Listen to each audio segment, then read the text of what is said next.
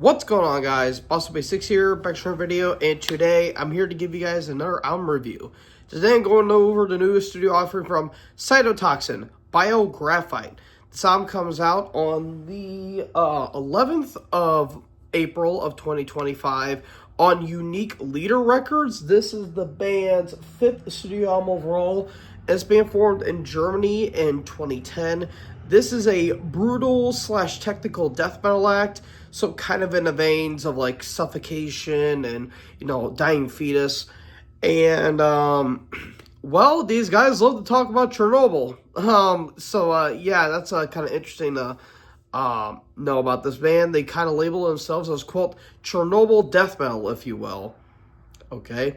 If you guys notice something a little bit different, I'm actually recording in my garage. I want to try a little something different here. If it doesn't go over too well, I'll probably go back to my room, but decided to do a little something different, but oh well, we'll see how it works out in the end. So if I do have to look over to my side here to look at my notes, then I do apologize. But also, I do want to say if I do sound a little bit rough or a little bit nasally, I am battling some allergies because, yeah, spring in the Midwest is not a fun combination, but I certainly digress. But anyways, enough of my rambling. Let's get on to this album right here.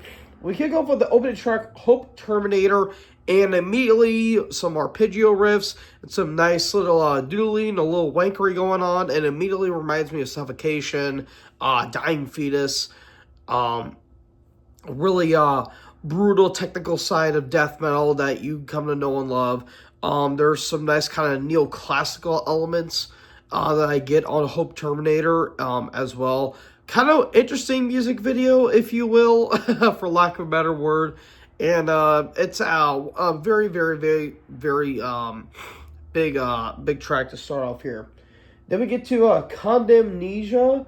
Nice little bass line at the beginning there. And there's some like radiation soundscapes or samples that I think are pretty interesting. Lots of breakdowns. The vocals are very nice and gurgly. Really Phil Bozeman-esque from Whitechapel, and I'm going to be bringing that up here in a little bit, but get a lot of Phil moments on that song in particular. Then we get to Behind Armored Doors. Very moody, atmospheric leads on that song in particular. Again, very Whitechapel-esque. I guess a little bit of Suicide Silence. Like, there's some like deathcore elements on this album that I do pick up. But more specifically, Whitechapel in particular, I really do pick up some elements of that band in particular. Then we get into the title track, very aggressive, probably the most aggressive track on the entire album. But you get some elements of Deeds of Flesh on here that I really like. There's some like machine gun drum work that's very nice. Very sinister breakdown. Like, that breakdown is just fucking disgusting.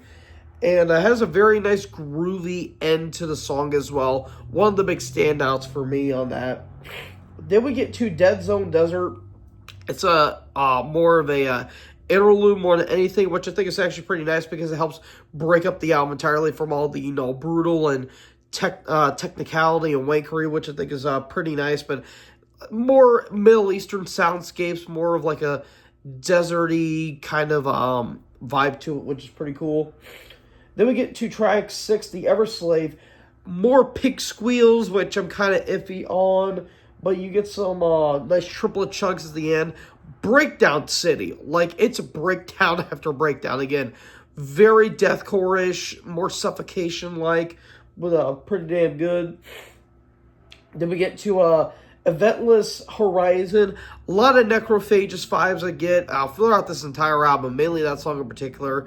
Very atmospheric as well, that I think is actually pretty unique as well because it has a little more diversity throughout.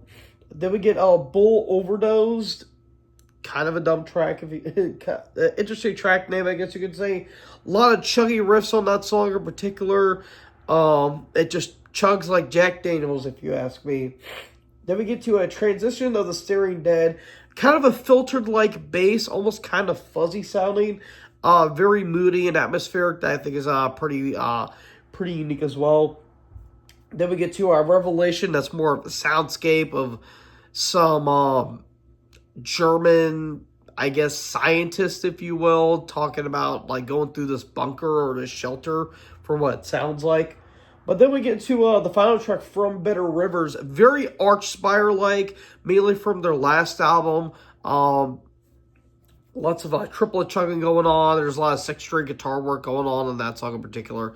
And it's really damn good stuff.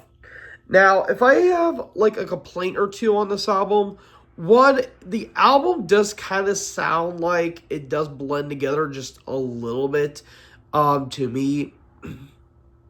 And another thing too is that sometimes the drums do sound a little thin at points because the album itself, you know, the production's pretty damn tight if you ask me, but there's sometimes the drums do sound just a hair bit thin, at least in my opinion. But besides those complaints, this is just a killer album. Another complaint I guess you could say too is that the album cover looks pretty bad. It's kind of AI-ish if you ask me, but that's neither here nor there. I'm going to give this 4 stars. This was a really, really, really damn good album here.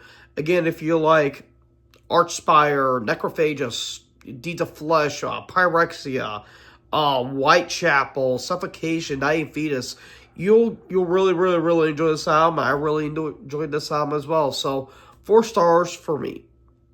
So, folks, what did you guys think about the newest offering from Cytotoxin? Let me know in the comment section below. Make sure you guys leave a like, leave a comment, tap that big red subscribe button, and tap the bell so when I upload, you guys will be notified. Thank you guys so much for watching this video. Most importantly, join the herd. Talk to you guys next video. Peace out.